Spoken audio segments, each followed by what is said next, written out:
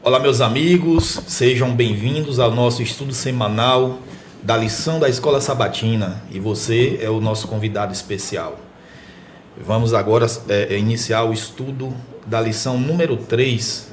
O título da lição da semana é Vida e Morte. E você já pegue a sua Bíblia para juntos fazermos esse estudo aqui da palavra do nosso Deus, tá bom? Abra sua Bíblia em Filipenses capítulo 1, versículo 21. Esse é o verso da semana, o verso para memorizar. E hoje, para fazermos aqui esse estudo, contamos com a presença do nosso querido irmão Wagner. Prazer a todos. Um bom sábado, que vocês possam estar com as suas Bíblias nas mãos, né? Que esse estudo aqui, essa recapitulação possa ser de grande valia para vocês, tá bom? Muito bem, querido irmão Messias. Bom dia, feliz sábado. Estamos aqui para a gente estudar um pouquinho da palavra de Deus. Esse tema é bem impactante, né? Vida e morte. Aí a gente vai discorrer aqui nesse estudo aqui, nessa recapitulação. Sejam todos bem-vindos. Querido irmão José Oliveira. Bom dia, é um privilégio estar de volta aqui. Vamos juntos, como o Messias falou, é um assunto importante, é um assunto que gera muita inquietação entre o meio cristão e o meio não cristão também. Mas nós aqui vamos, pela palavra de Deus, tirar algumas dúvidas em nome de Jesus. É isso aí. Pegou a sua Bíblia, abriu em Filipenses capítulo 1, versículo 21. Lembrando que nesse trimestre nós estamos estudando, o tema geral da lição do trimestre é Cristo em Filipenses e Colossenses. Então, aqui a lição número 3, o título é Vida e Morte. Vamos ver o que essa lição dessa semana tem para nos ensinar sobre esse tema, ok? Antes, porém, vamos fazer uma oração pedindo que o Espírito Santo conduza o nosso estudo e nos abençoe para que a palavra de Deus venha a firmar, fixar em nossas mentes, nossos corações. Você ora conosco, Messias? Sim, vamos orar. Nosso bom Deus, queremos expressar nossa profunda gratidão pela vida, pela saúde, pela proteção, por mais uma semana, sim, que sentimos a Tua presença e também buscamos a Tua presença.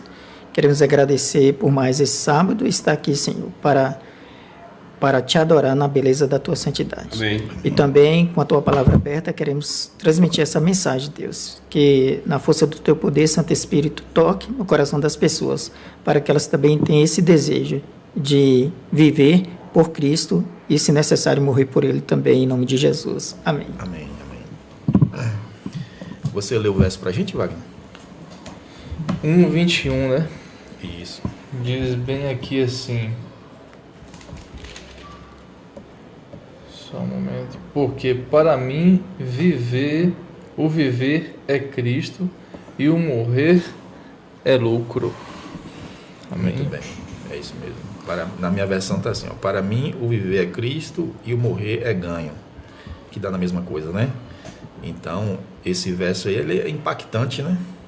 Paulo, ele afirma que para ele, é como se ele dissesse assim, não importa o que aconteça comigo, se for preciso morrer por Cristo, para mim eu estou no lucro.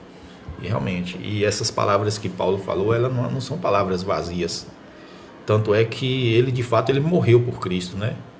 Ele foi executado porque ele era um pregador, um defensor do Evangelho e de Cristo.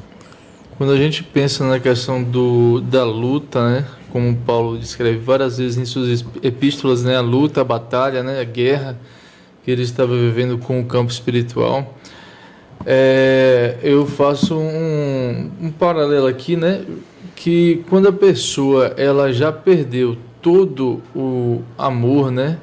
A sua própria vida, quando ela está em um campo de batalha onde para ela, se ela morrer ou viver, não tem significado algum. O significado para ela é lutar com Cristo para vencer Satanás e conseguir mais pessoas, né? Isso daí é algo que me choca às vezes, né? Porque naturalmente a mente do ser humano ela pensa em duas coisas: em manter-se vivo e se alimentar. Entendeu? É natural do ser humano. Se você ficar perdido em algum lugar, né? Temos aí a experiência do Betinho, né? Que foi lá no Pico Paraná, que ele foi abandonado pela sua amiga. E sabemos que quando vemos isso aí, ele conseguiu sobreviver por duas coisas, né? Por se alimentar e não morrer, pensar em se alimentar e não morrer. Então ele conseguiu, né, com a ajuda do próprio Senhor, chegar até o final. E ele contou um relato uma vez que, de certo dia, que ele pulou uma cachoeira de 30 metros, ou seja, ele falou, para mim não tinha significado nenhum, se eu ficasse ali eu ia morrer, se eu pulasse eu ia morrer. Então, assim, Paulo, quando eu paro para analisar a situação de Paulo, para ele já não tinha mais nenhum significado a vida. A vida para ele ali era simplesmente tirar mais pessoas dos braços de Satanás e trazer para o campo espiritual de Jesus, né? E, inclusive, aqui na parte de sábado, foi muito, a lição colocou esse tema na ênfase do grande conflito, sim, não é? E a lição aqui, falando da parte aqui de sábado, diz assim, muitos afirmam que a morte é uma parte natural da vida, mas isso é mentira. Eu gostei que aqui o autor foi enfático, enfático, né? Ele rejeitou essa proposta, essa narrativa de que a morte faz parte da vida. Muito pelo contrário, a morte é o oposto da vida, ou seja, é uma inimiga. A morte é inimiga, porque originalmente Deus nos criou para que nós vivêssemos eternamente. Então, devido ao grande conflito, a morte entrou no mundo, não é? Mas ela não faz parte da vida, ela é uma intrusa. E a gente tem que entender. Quando a gente pensa nesse conceito de vida e morte, a gente tem que focar nas lentes do grande conflito. O que está envolvido isso aí? O que está envolvido? O que vai nos garantir viver? Não é? E o que representa a morte? Para a gente, para a humanidade, para a pessoa que tem uma esperança, como nós temos a esperança, né, da ressurreição, que a gente vai discorrer aqui, não é? Contrapondo com outros temas que vamos dizer assim, que são controversos também, que penetraram na igreja, né, e que hoje leva as pessoas a ter uma compreensão errada, equivocada do que Deus está falando com relação à morte. Não é? E continuando aqui, diz assim, falando também sobre a morte, ela não foi criada como parte da vida, falando da morte. Assim como a destruição não é o propósito original de um carro. Obviamente, quem construiu um carro não construiu para o carro ser destruído. Isso aí é inaceitável, né? E outra coisa também aqui, que eu gostei muito, Paulo declarou de maneira enfática que Cristo morreu para que derrotasse aquele que tem o poder da morte, isto é, o diabo, e libertasse aqueles que durante toda a vida estiveram escravizados pelo medo da morte. Está em Hebreus 2, 14 e 15. É interessante o ponto que você colocou, porque a maioria das pessoas, elas continuam acreditando, ou estudou, alguém falou em algum assunto, em alguma coisa, que a vida nossa aqui, ela vai até a morte. É bom a gente entender o seguinte, nós fomos criados, como você falou, predestinados para a vida eterna. Adão foi criado para viver eternamente, sem sombra de dúvida, a gente sabe disso. Porém, aí depois do pecado, depois da desobediência, aí entrou a morte, como você colocou, como intruso. Só que a gente hoje a gente tem uma posição clara, a Bíblia apoia isso. Infelizmente, devido ao pecado, nós nascemos, né, vivemos uma vida... Aí só Deus sabe o período do tempo, a permissão é de Deus, mas num dado momento a gente vai passar pela experiência da morte. Não porque a morte faz parte da nossa existência, não. É porque a morte entrou por causa do pecado. Porém, é bom salientar que a morte sendo um inimigo, né, como a lição deixou bem claro aqui, nós temos que fugir dela. Aí vem uma grande pergunta, como que eu vou fugir da morte? É óbvio que eu vou fugir da morte cuidando da minha saúde, eu vou fugir da morte vivendo o meu círculo de amizade para evitar contendas e evitar que chegue a esse ponto. Por quê? Porque quem está por trás da morte, segundo a lição aqui, é o diabo. Porque ele foi o causador da desobediência lá no Éden. Ele sendo esse causador, obviamente, ele é o autor da morte. É claro que a gente tem que entender que essa afirmação que a morte faz parte da vida, infelizmente, entre aspas sim, mas é mentira. Por que entre aspas sim? Porque quando nós desobedecemos, Deus disse o que para Adão? Não coma, se comer vai morrer. O que Deus estava querendo dizer com aquilo ali? Filho, seja obediente a esse ponto aqui. Se você, porém, desobedecer, mais tarde você vai passar pela experiência da morte. Você vai morrer. Não é? Só que Adão esperava morrer na mesma hora. Então vamos entender a lição e deixar uma coisa bem clara, que o mais importante para Paulo e para nós é honrar a Cristo, ou vivendo honrando a Cristo, ou, se num dado momento morrer, que a nossa morte, a nossa falta da existência aqui nessa terra, seja também para a honra e glória de Deus. É isso mesmo. É até contraditório você dizer que a morte faz parte da vida. Não combina, né? Não combina. Então, realmente, a morte ela é o oposto da vida. Ela é inimiga do ser vivente, né? E graças a Deus que existe um plano, e esse plano já está em curso, já se encaminhando para a fase final, né? Que é o plano que Deus criou para exterminar colocar um fim na morte, né? Amém, né? E todo aquele que, Zé até comentou aí que é uma forma da gente fugir da morte é cuidando da saúde e tal. Isso é uma forma da gente, vamos dizer assim, prolongar um pouco mais a nossa vida, mas isso não é solução para a morte. Se não é verdade. Então, a única maneira que existe, a única solução que a Bíblia apresenta para a questão da morte é a ressurreição, através de Cristo, né? Então, se você quer viver eternamente, a única solução é você aceitar e se entregar completamente a Cristo. E aí, ainda que você morra, viverá. Não é isso que Cristo prometeu? Cristo é a ressurreição e a vida. E todo aquele que crê em Cristo, ainda que morra, viverá. É a solução que Cristo apresenta para, infelizmente, essa intrusa que veio causar destruição, que é a morte, né? Então, esse tema é muito importante, a questão da vida e da morte.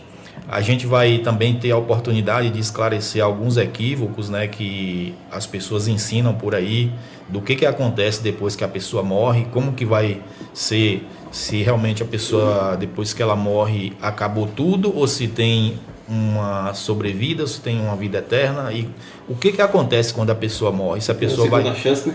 Isso, se a pessoa vai diretamente para o céu ou para o inferno, se o que vai ser ressuscitado é o corpo ou apenas a alma. Então, tudo isso a gente vai ter a oportunidade de, apesar do pouco tempo, a gente discutir um pouquinho sobre esses temas aqui. E, inclusive, aqui nessa lição mesmo, né, tem uma afirmação de Paulo, né, que as pessoas pegam isso aí para defender uma tese, né, assim, totalmente desavinhasada da palavra de Deus, né? Fora do contexto, né? Fora do contexto.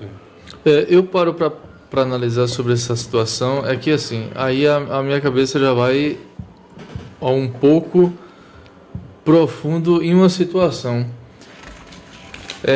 Vem cá, se uma pessoa ela morre, como estávamos até fazendo antes, né? Fazendo aqui algumas considerações, né?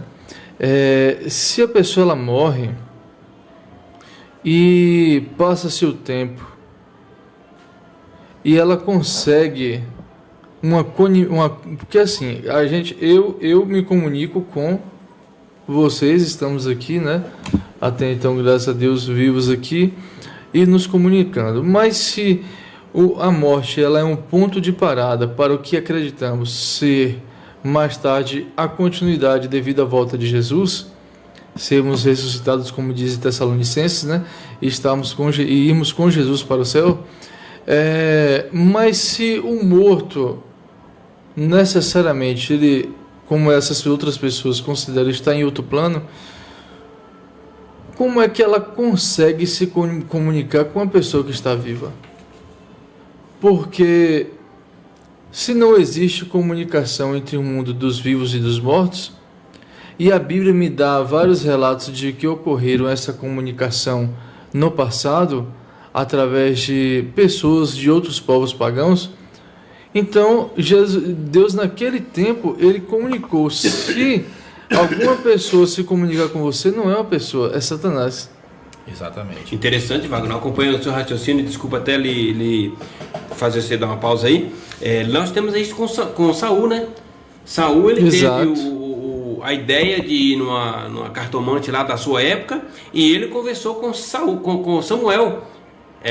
Só que assim, é claro que ele não tinha o conhecimento que nós temos hoje, de que não existe... Na verdade, ele tinha. Isso. Não, ele não tinha o conhecimento que não existia essa conexão. É claro que depois que ele mesmo tinha total conhecimento. A Bíblia diz que ele achou estranho quando ele começou a conversar com Samuel. E aí, obviamente que na mente dele veio a clareza do conhecimento que ele tinha, que não devia fazer isso. Então, e a voz era parecida, né? A voz parecida. E aí, porque a maioria das pessoas que às vezes nos acompanham talvez não tenha esse conhecimento.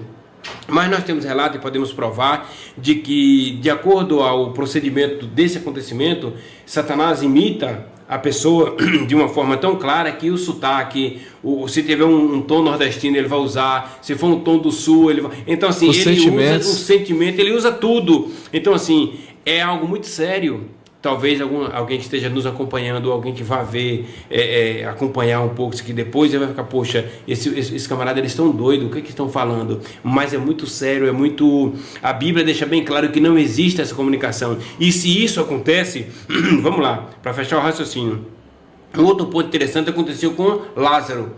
Lázaro ficou 4 dias morto, segundo o relato bíblico. Jesus veio e ressuscitou. Aí vamos agora só destrinchar algo aqui sobre morte e vida após a morte, ou a alma vai para algum lugar. Quando Lázaro foi chamado à vida, vamos fazer uma suposição, se ele estivesse no paraíso, ele ia dizer o quê? Para suas irmãs e para Jesus: ô Jesus, eu estava num lugar tão maravilhoso, eu estava vivendo eu estava num gozo tão especial, o Senhor me chamou de lá, vamos voltar para o outro lado. Se ele tivesse ido para o inferno, como muitos pregam, que morre vai para o céu, morre vai para o inferno, ele dizia: Senhor, por que não me chamou logo? O Senhor devia ter me chamado lá, porque eu estava me queimando, eu estava no fogo, eu estava sendo, sabe? E como é que Jesus vai tirar a pessoa de uma condenação que já foi dada por Deus? Então são coisas que, né? Exatamente, meu querido. Não tem como Deus fazer algo diferente. Então, irmãos, é muito sério isso aqui. Nós vamos estudar a palavra de Deus, a luz do Espírito Santo tem que nos iluminar, para a gente entender que, agora, vamos aqui para a lição. Quando Paulo disse que morrer para ele é lucro, ele estava se referindo a ele estar vivendo servindo a Cristo. É um privilégio, é uma honra para qualquer ser humano. Agora, se ele morre e na sua morte, no período que ele estiver faltando, aqueles ensinamentos dele vai dizer para as pessoas o seguinte: aquele camarada tinha toda a razão enquanto estava entre nós pregando. Então a morte para ele é lucro nesse sentido, de que as pessoas ainda irão reconhecer Cristo, mesmo aquela pessoa não estando mais entre nós. É isso mesmo. E, como o Wagner mencionou, a Bíblia, ela, em alguns relatos, dá a impressão de que alguém vivo se comunicou com alguém morto. Mas isso é apenas uma impressão. A Bíblia, ela não deixa assim, imagem para você acreditar que um morto consegue falar com um vivo. Na verdade, quando a Bíblia relata a história de Saul, que ele tentou falar com Samuel, a gente entende perfeitamente que ali não era Samuel. E outra coisa, Saul realmente sabia que não existia possibilidade do morto se comunicar com o vivo. Tanto é que ele havia tentado exterminar as cartomantes, esse pessoal que se consultava com os mortos. Exato. Ele teve dificuldade para encontrar uma mulher que se refugiou. Foi essa que ele tentou. Que ele procurou. Então a mulher até ficou receosa de recebê-lo, porque ela sabia que o próprio Saul já tinha ordenado que todas essas pessoas fossem mortas, porque ele sabia que na verdade ali era demônios se passando por pessoas que já morreram.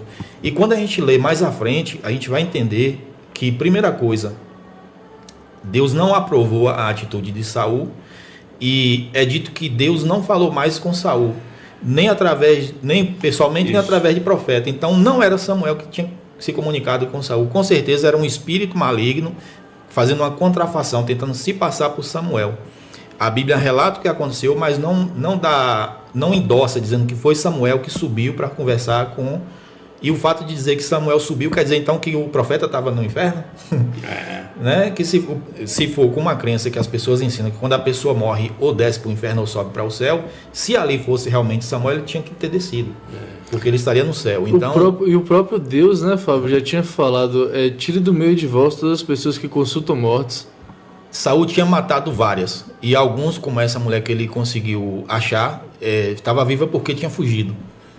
E ela até ficou com medo de receber Saul e ele matá-la. E ele matar, porque a ordem de Deus era essa: pessoas que fazem essa prática, que chama cartomantes ou necromantes, que conversam com necromantes, mortos. Que esse conceito de cartomante já é bem, né? É diferente. Então as necromantes, elas eram procuradas ali por Saul e exterminadas. Então fica claro para nós que Deus não aprova isso. E, na verdade, não existe a possibilidade de um morto se comunicar com o vivo. Mas, pegando aqui a linha aqui da lição, a gente vai entender que todo aquele que se dispõe a seguir a Cristo e a viver por Cristo, ele passará por provações, né? E aqui o título diz assim, ó, Cristo será engrandecido. A gente vai ver que Paulo, ele cita aqui várias aflições que ele passou na sua vida pelo fato de estar servindo a Cristo. Exatamente. E assim é com cada um de nós. E o que eu fico parando para analisar é o que está escrito bem aqui, né? Em 2 Coríntios 11, do 23 ao 27. Que ele fala assim, em prisões muito mais, em açoites sem medida.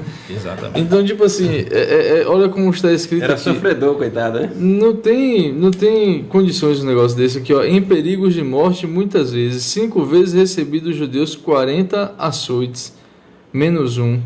3 vezes fui açoitado com varas, 1 vez fui apedrejado, 3 vezes naufraguei, fiquei 1 noite e 1 dia boiando em alto mar. Em viagens, muitas vezes em perigos de rios, em perigos de assaltantes e em perigos de patrícios. E aqui o que eu fico mais impressionado, em perigos de patrícios e em perigos de gentios, eram pessoas que quando pegavam, eles costumavam violentar sexualmente das pessoas. Eles eram violentos. Eram violentos demais, entendeu? Mas graças a Deus Paulo não passou por isso porque era um cidadão romano, ele conseguia se desvencilhar dessas coisas, mas não deixava de apanhar. Entendeu? Porque era culturalmente eles serem extremamente depravados, essas pessoas, esses bárbaros, né? Em outras palavras, eles eram cruéis, né? Aí a lição chama a nossa atenção para tudo isso e vem aqui quando Paulo diz que viver para ele era lucro, o cristão vive para Cristo, né? E pode até passar pela morte, é o que eu coloquei mais cedo um pouquinho. Ninguém está livre devido às consequências do pecado que nós vivemos. Mas quando nós estamos em Cristo, até mesmo para nós que morremos, é como se fosse, um alívio, porque nós estamos descansando dessa vida do sofrimento. Quando eu acredito que Paulo, ao passar por tudo isso aí, de acordo com a lição, né, quando ele descansou em Cristo, ele disse, permaneci, né, acabei a carreira, guardei a fé, etc. E para mim está tudo tranquilo. Ele estava confiante em Cristo na sua ressurreição. Como o Fábio colocou mais cedo, a ressurreição de Cristo, ela nos garante, nos dá o privilégio e a alegria de viver felizes, porque se passarmos por essa morte carnal do pecado, nós iremos ser ressuscitados em Cristo para a vitória da vida eterna. Esse é um ponto fantástico. E a gente pode também ter a compreensão de que tudo aquilo que estava acontecendo com Paulo, não é porque ele era um bandido, um criminoso, não. Ele não era nada disso, mas pela questão do grande conflito. Aqui a lição mesmo fala, né? Podemos perceber com facilidade que estamos envolvidos no grande conflito que acontece ao redor de nós. E esse grande conflito gira em torno de algo, ou de algumas outras coisas, né? Mas principalmente essa, né? Gira em torno do quê? Das ideias. E ideias têm consequências. Exatamente. Ideias têm consequências. Não é? Então, ideias erradas vai trazer consequências erradas. Então, isso é muito perigoso.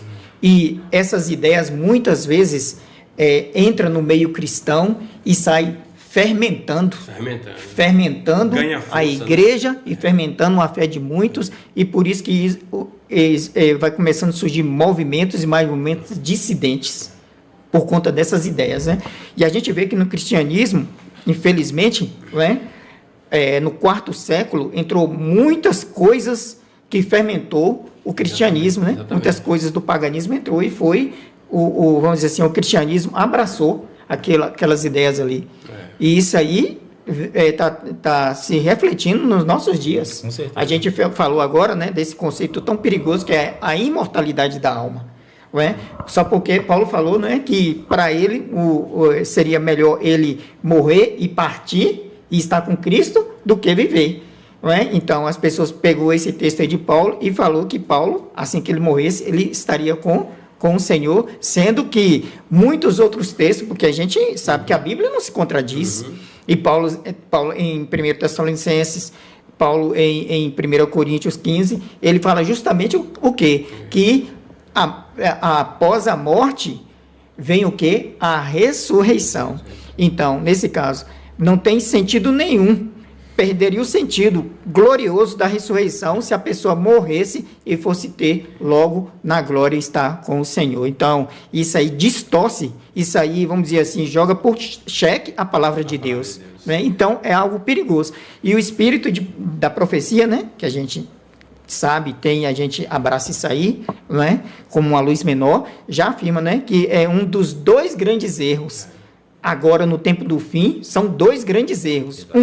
A imortalidade da alma e a santidade do domingo, né? Que a gente está vendo aí uma promoção gigantesca aí para que todo mundo guarde apenas um dia, que esse dia é o domingo.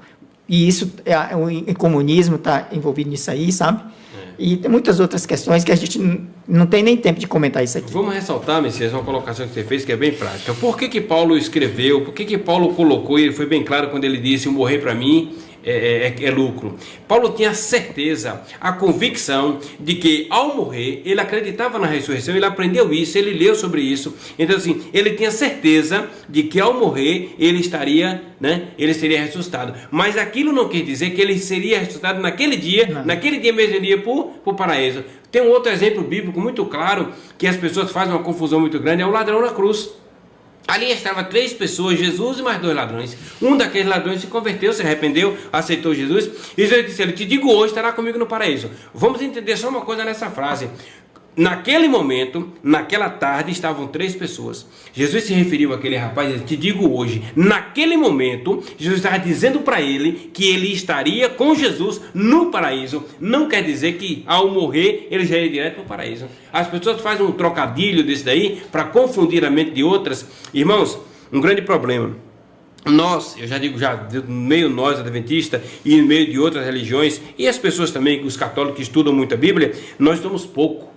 Precisamos estudar mais, porque o segredo é a submissão à vontade de Deus. E onde eu encontro a vontade de Deus? Aqui, na sua palavra. Não tem outro lugar para encontrar a vontade de Deus. Ao ser submisso à vontade de Deus, na verdade, essa é a única maneira de sermos vitoriosos na guerra que estamos vivendo agora. Jesus é o exemplo perfeito de submissão à vontade do Pai. A Bíblia é bem clara em toda a história do Novo Testamento que existia uma comunhão íntima com Deus. Queridos, qual é o conselho e qual é o conceito bíblico?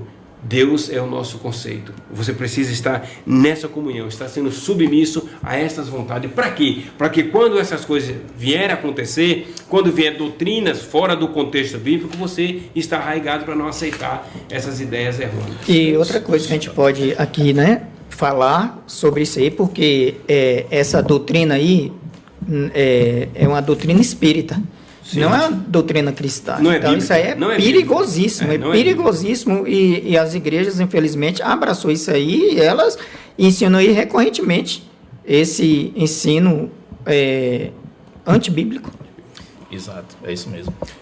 Para nós finalizarmos essa questão desse conceito, íamos para enfatizar, principalmente aqui a parte de terça-feira, que viver é morrer por Cristo. Nesse fato que José descreveu aí, é uma coisa, e igual Jesus Cristo falou para o ladrão na cruz, que ele estaria com ele no paraíso, né? Se Jesus Cristo naquele momento, depois que morresse, estivesse com o próprio ladrão na cruz, salvo no céu, como ele só ressuscitou 3 dias depois, e Maria chegou próximo a ele e ele falou, não se aproxime porque eu ainda não subi ao Pai. Então, assim, que contradição, né? Contradição incrível. Então, a gente tem que parar para analisar. O grego ele era escrito naquele tempo, sim, pontos de parada, sem vírgula, não tinha nenhum tipo de sinais, né, que pudesse identificar o começo, a pausa e o término de uma frase. Então, é por isso que o melhor conceito, como foi parte do doutorado do Dr. Rodrigo Silva, ele explicar sobre o livro de Lucas, né? Te digo hoje, estarás comigo no paraíso, né? É o melhor conceito da tradução do grego daquela mensagem que Jesus Cristo quis dizer. E para completarmos também o que falamos aqui, como diz Deuteronômio 18, do 10 ao 13, diz bem assim, que não exista entre vocês ninguém que queime seu filho ou a sua filha em sacrifício, nem que seja adivinho, procrastinador, prognosticador, agoreiro, feiticeiro, encantador, necromante, praticante de magia ou alguém que consulte os mortos. Porque essa consulta dos mortos, gente, não é consulta de mortos, é consulta ao próprio Satanás. De espíritos, Pare para analisar. Se Satanás ele teve o poder de enganar um casal que tinha uma mente pré-lapsariana, que é uma mente que não tinha sido acometida pelo pecado, uma mente pura. Se ele, com o discurso dele, conseguiu enganar, porque o primeiro rito de espiritismo ocorreu no Jardim do Éden, a partir do momento que Satanás encarnou naquela serpente. Então a gente para analisar o que? Esse conceito é um conceito demoníaco satânico. Entendeu? Então, para finalizarmos é isso. E como diz aqui em terça-feira, né? Paulo quis dizer, o que Paulo quis dizer ao afirmar que a partir de estar com Cristo era melhor. Viver é morrer por Cristo. Ele estava basicamente fazendo o que todos os outros apóstolos, discípulos iriam fazer mais tarde, morrer pela causa de Jesus.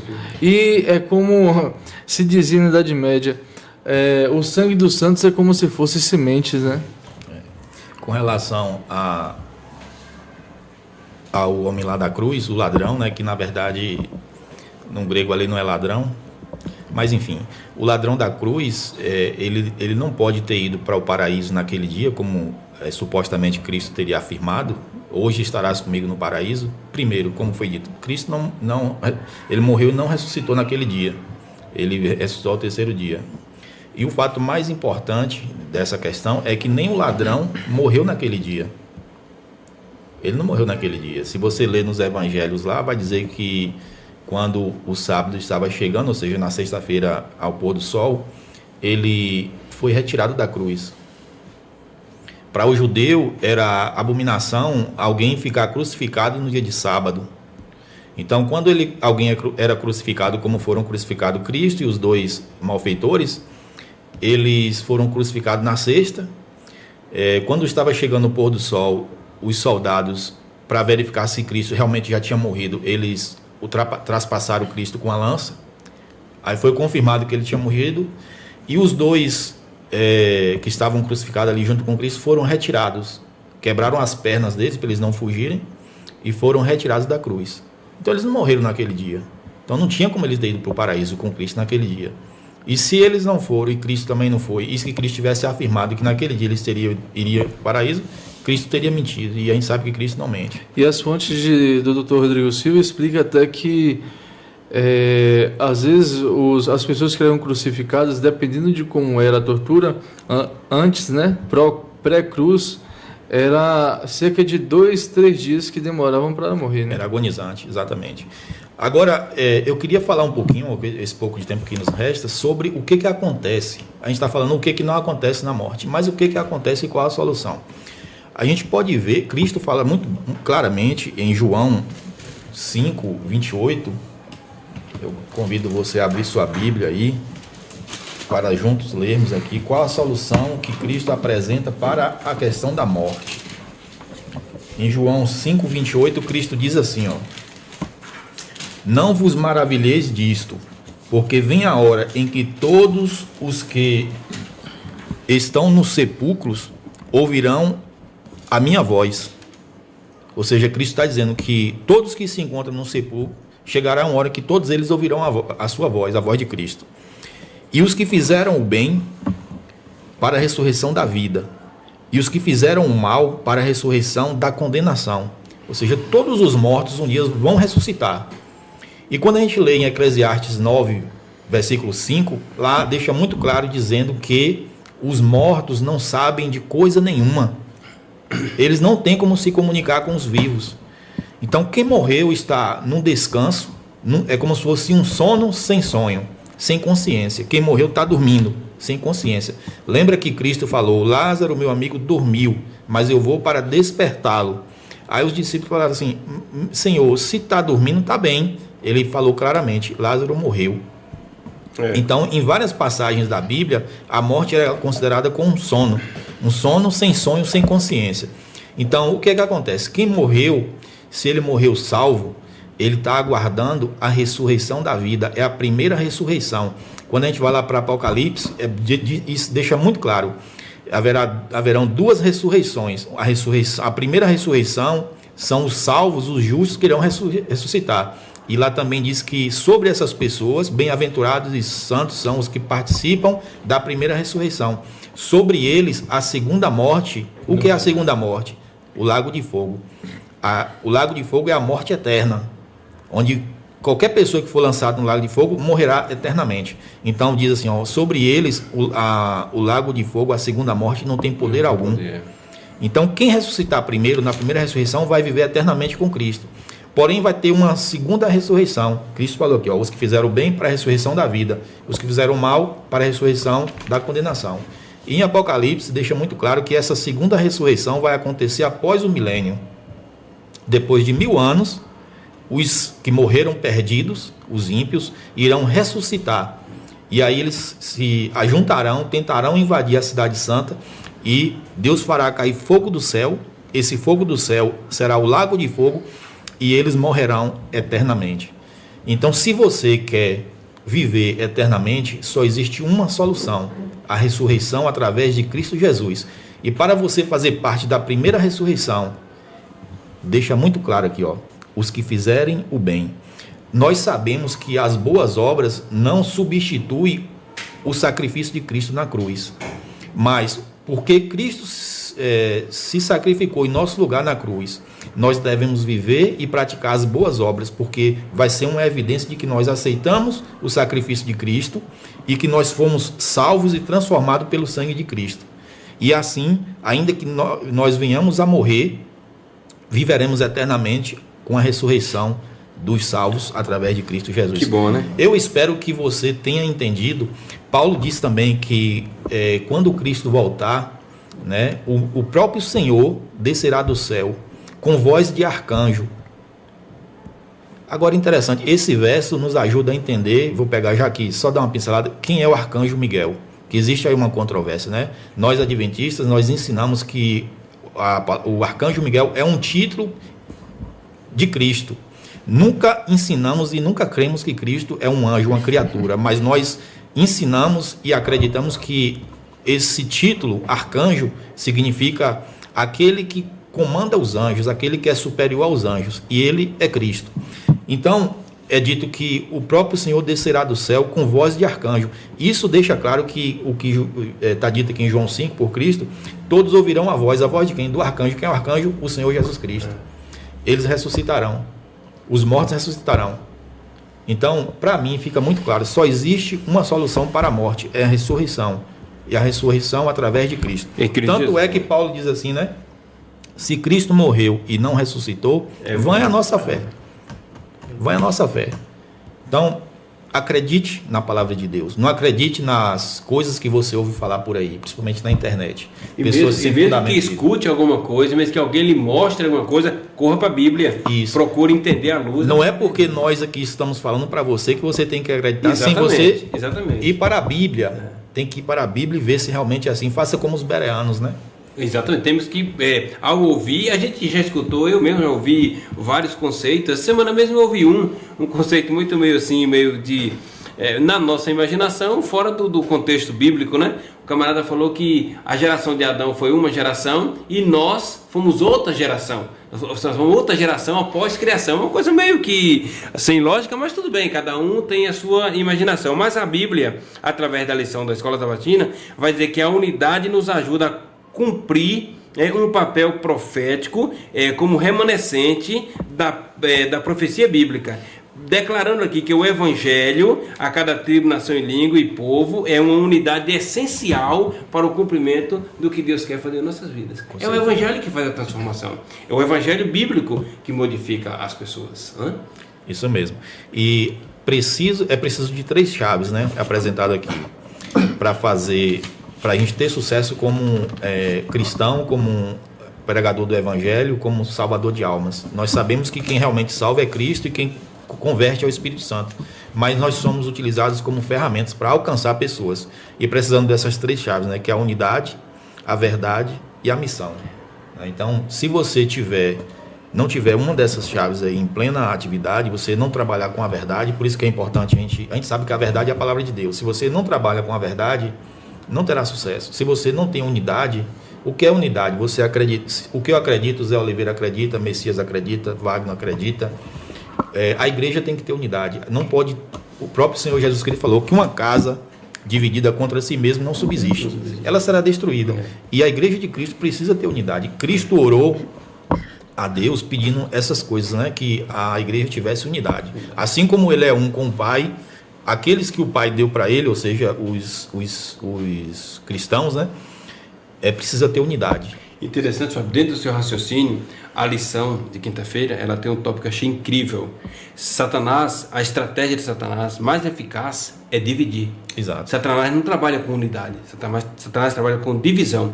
E essa divisão traz uma desunião. E a desunião, segundo a Bíblia, é mortal. É o que você acabou de colocar. Uma casa sem união, uma casa sem o apoio, né, é uma casa sem rumo, sem base, né? E a lição afirma que a unidade nos ajuda a cumprir um papel bem claro, que é o papel de permanecer firmes. Nós temos que falar a mesma língua dentro da mesma compreensão. Se eu não compreender algo que o Messias compreende, que o Wagner não compreende, só apenas o que o colega compreende, aí a gente tem que sentar e encontrar uma saída, uma solução. Exato. E a solução está aqui clara na palavra de Deus. Exatamente. O que a gente pode entender aqui, falando aqui nesses instantes finais aqui da parte de quarta e de quinta-feira sobre a unidade? Olha bem o que está acontecendo. A gente vê aí que existe um movimento em prol da unidade através do ecumenismo. Exatamente. O que é que o ecumenismo quer fazer? Ele quer unir todas as igrejas e todas as religiões. É um dos tópicos, uma das principais, vamos dizer assim, ênfases do ecumenismo, é isso aí. Só que é assim, eles buscam essa união e com ênfase no amor. Eles falam que o amor, né? Que é o amor e tudo, mas só que assim, o ecumenismo e a proposta do ecumenismo é muito perigosa, porque eles querem unidade fora da verdade. Exato. Eles não estão aliados com a palavra de Deus, não é? Então, eles não estão querendo se enquadrar com o que Deus está falando na palavra dele, não é? Então, isso aí é um perigo. Tudo bem que existe pessoas sinceras nisso aí, mas o que a gente tem que entender? A unidade só pode acontecer quando a gente abraça a palavra de Deus, porque é a única fonte e forma da gente se salvar, é mediante a palavra de Deus, porque a palavra de Deus vai falar de quê? De Jesus. E do que Jesus fez por nós para nos salvar, sabe? E outra coisa também, Zé falou, né, que a estratégia de Satanás é dividir para conquistar. Mas só que, olha o que também uma das estratégias dele, que a gente pode entender nisso aí, né? Unidade em torno do erro / engano só existe entre demônios. Exatamente. Então, os demônios também se unem, têm unidade para os propósitos de destruição, de engano. Então, a nossa segurança é estar unida em quê? No erro e no engano, ou unir com a verdade? Jesus mesmo falou, né? Santifica-os na verdade. A tua palavra, que é a Bíblia, é a verdade. E quando Jesus falou isso aí, nem sequer existia Novo Testamento. Exato. Jesus estava se referindo ao quê? A Bíblia dele, da época dele, que era o quê? O Velho Testamento. O Pentateuco, como o Wagner falou, os Salmos e os profetas. Estava falando isso aí. E Paulo, depois ele falou, né? Toda a escritura é inspirada por Deus. Quando Paulo fala isso aí, ele está falando do Velho Testamento. Ele não está falando do Novo Testamento, que estava sendo produzido. Exatamente. Então, o que a gente tem que entender? Essa ideia do ecumenismo, você se aliar ao ecumenismo, achando que a proposta deles é boa porque fala no amor, isso aí é um grande perigo para você aceitar coisas que vão divergendo da palavra de Deus. Aí que vai entrar o quê? As 3 mensagens angélicas. Exatamente. Entre as 3 mensagens angélicas aí. Interessante, Messias. Você tocou muito bem nesse assunto aí. Nosso tempo já praticamente acabou, mas eu queria pegar rapidamente aqui um conceito. Existe ecumenismo, que significa a união das igrejas. Sim. E a gente está falando de um eco, que vem de ecologia, Sim. misturado com Bem ecumenismo. mais amplo, bem mais amplo. O que é que eles estão pegando? A questão do clima. Agora, eu tenho reparado o seguinte, por que é ecumenismo? Por que parece que o inimigo ele está sempre pegando a questão do clima? Recentemente nós tivemos aqui a COP30. Sim, E não sei, acompanhei. eu acredito que todos viram que na COP30 foi colocado ali um monumento, Símbolo. uma figura, né? Um dragão segurando o planeta Terra, e ele tinha algumas características que remetem a questões bíblicas. Inclusive, não sei se vocês Nada é por repararam, acaso, hein? nas mãos dele estava furado, né? Simbolizando o quê? Remetendo ali ao sacrifício de Cristo na cruz. Ou seja, mostrando claramente que tinha uma referência ali ao anticristo. Agora, rapidamente, por que Satanás ele tem essa questão com o clima? A gente entende que provavelmente quando tiver uma imposição da guarda do domingo, por exemplo, eles vão utilizar o clima como a desculpa, né? Como a gente precisa cuidar do planeta. Cuidar Um dia para parar para poder você não fazer nada para Salvar o planeta. salvar o planeta. E nós sabemos que o ser humano não tem condições de salvar o planeta Não. por si só. Claro que a gente deve preservar o máximo que a gente pode preservar. Claro, é outra coisa. Agora é o seguinte, a gente sabe que no final dos tempos vai ter a batalha do Armagedon, é a última batalha entre o bem e o mal. E quando a gente fala de Armagedon, essa palavra ela significa o monte Meguido, né? Ar em hebraico é montes, e Meguido é aquela região onde teve a batalha de Elias com Os profetas, de Baal. E o que foi que aconteceu? Como que ficou provado quem era o Deus verdadeiro ali? O fogo, né? Não. A questão do clima. Quem fizesse descer fogo do céu, por exemplo, quem fizesse... Elias orou para não chover e ficou 3 anos sem chover. Então a batalha ali tem a ver com o clima. Satanás ele foi humilhado ali porque ele não teve poder sobre o clima. Então ele tem essa sanha de querer mostrar que aquela imagem mostra muito bem isso. Ele segurando o planeta, né? Então ele tem essa coisa e ele vai utilizar o clima para enganar muitos no tempo do fim. Então nós precisamos estar preparados, né? Só um pouquinho, Fábio, para não interromper aqui, interrompendo e não querendo.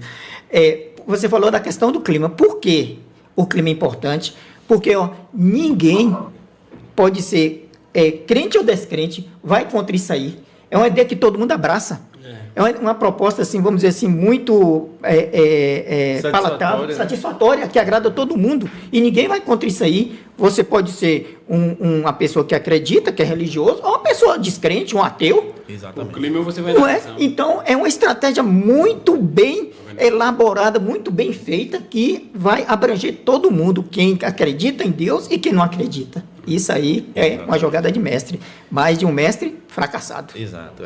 O nosso tempo, infelizmente, terminou. A gente vai fazer aqui as nossas considerações finais, rapidamente, para a gente finalizar o nosso estudo de hoje. Começando por vocês, Alex. Pronto. Nosso convite, meu querido, que esteve nos acompanhando, que irá ainda nos acompanhar por essa transmissão, estude a palavra de Deus. Não vá por conceitos humanos, sempre pela palavra de Deus. Que Deus te abençoe grandemente, é o nosso propósito. Amém. Messias. Aqui na parte de quinta-feira, a pergunta a unidade é a luta pela fé do Evangelho. É uma pergunta. A unidade e a luta pela fé do Evangelho fortalece nossa coragem? Certamente. Precisamos estarmos unidos e firmados na verdade da palavra de Deus e envolvidos em levar essa verdade para todo mundo. Isso no poder do Espírito Santo. Fábio falou sobre o tripé que a gente precisa, que é a mensagem, que é a palavra de Deus, né? Só a Escritura, somente a Escritura, somente a palavra de Deus, porque, né, só a palavra de Deus nos basta, mais nada. A gente não aceita nada externo, nada de fora, apenas a palavra de Deus, que a gente está apoiado, que foi o lema da Reforma Protestante, né? Sola Escritura, e só uma fé, e só Jesus como nosso Salvador. Só Jesus salva, só Jesus perdoa e Jesus vai voltar para nos salvar. Né? Então, essa é a mensagem. Missão, levar o Evangelho, as 3 mensagens do Evangelho que estão aí para prevenir as pessoas dos erros, dos enganos, que a gente já pontuou aqui, pelo menos 2, né? Imortalidade da alma e a santidade do domingo, achando que o domingo é dia sagrado, sendo que não é. A Bíblia fala que não é, e pronto. Quem é cristão, acredito que lê a Bíblia e sabe que não é. Agora, se quiser seguir, é outra coisa. Não é? E também a unidade hiper mega importante, porque, como você falou, né? O Satanás, ele procura dividir, né? Embora ele também usa a união através do erro, mas a unidade em torno da fé vai nos garantir a vitória em Cristo Jesus. Muito bem. Como diz aqui, sexta-feira, Atos dos Apóstolos, página 326, uma inscrição do nosso irmão White, em completa concordância com a Bíblia, diz bem assim: dos instrumentos de tortura, das fogueiras, das masmorras, das covas e cavernas da terra, ecoou em seus ouvidos o grito de triunfo dos mártires. Ele ouviu o testemunho dos que ficaram firmes e que, embora despojados, afligidos e atormentados, deram testemunho da fé, de forma destemida e solene, declarando: sei em quem tenho crido, né? Então, que essa seja nosso relato de fé, né? Nossa prova de fé. Muito bem. Tem uma frase que alguns atribuem a Martin Luther King. Ele afirmou que se o homem não descobriu algo pelo qual ele morreria, ele ainda não está apto a viver. E Paulo, ele descobriu algo pelo qual ele morreria e morreu. Cristo, o Evangelho, a salvação. Interessante que nós lemos aí por várias... Paulo fez um relato de tanta coisa que ele sofreu, mas ele afirma mais adiante o seguinte: apesar desses sofrimentos externos, a minha maior preocupação diária é com a igreja. Unidade. Então ele morreu por Cristo e pela igreja, a unidade da igreja. E não existe unidade de igreja sem a verdade e sem a missão. Nós devemos nos firmar na verdade, que é a palavra de Deus, e cada um de nós devemos ser missionários, levar o evangelho para cada uma pessoa espalhada por esse canto desse mundo. E esse aqui é o nosso propósito, esse aqui é o nosso objetivo. E nós convidamos a você a ter esse hábito de estudar cada vez mais a palavra de Deus e ensinar a pessoas que ainda não conhecem a verdade de Cristo. Muito obrigado pela sua companhia, que Deus abençoe você e a sua família, e contamos com sua presença no nosso próximo estudo.